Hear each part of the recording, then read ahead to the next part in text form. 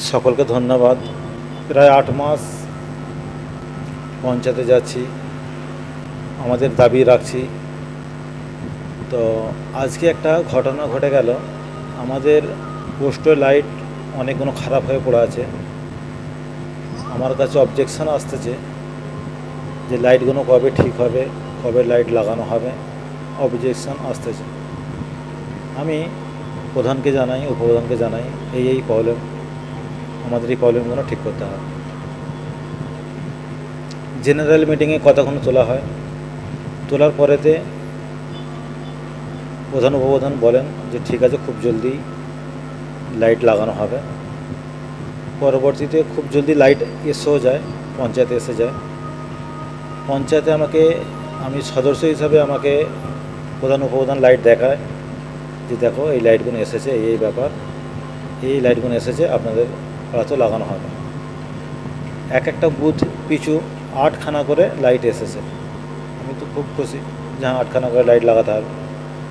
আমি পরবর্তীতে প্রশ্ন করলাম যে তাহলে কবে লাগানো হবে লাইটগুলো। বলা হলো যে রবিবারে লাগানো হবে। আজকে রবিবার,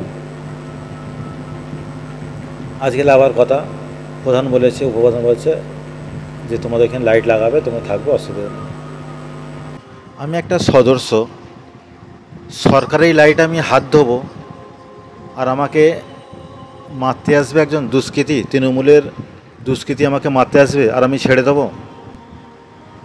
এর জন্য যদি আদালতে যেতে হয় আদালতে যাব। সরকারি সম্পত্তি এখন আমার দায়িত্ব, সদস্য আমি। একটা তৃণমূলের দুষ্কৃতী সে এসে আমাকে মারতে আসবে? এটা কোন দেশের কথা? পঞ্চায়েত ভোটের আগে থেকে নিয়ে প্ল্যান হচ্ছে ওনার আমাকে কিভাবে জেলে ঢোকাবে, পুরোপুরি প্ল্যান করছে। তো জেলে তো ঢোকাতে পারেনি, এখন পঞ্চায়েতে হেরে যাবার পরেও তো এখনও চিন্তা করছি কিভাবে জেলে ঢোকাবো। জেলে যদি ঢুকতে হয় ঢুকবো, কিন্তু মাথা নত করবো না। নওশাদ সিদ্দিকী 42 দিন জেল খেটেছেন, আমি না হলে আরও 2 দিন এক্সট্রা খাটবো, 44 দিন খাটবো, এতে কোনো যায় আসে না আমার। কিন্তু জিন্দেগিতে তৃণমূল জয়েন করব না। চেষ্টা করছে ওনারা যে তৃণমূলে যেমন করে হোক জয়েন করাই, চাপ দিয়ে, জেলের ভয় দেখিয়ে অনেক রকম চেষ্টা করছে, কিন্তু কোনো দিন এটা হতে পারে না। আইএসএফ জিন্দাবাদ, নওশাদ সিদ্দিকী জিন্দাবাদ।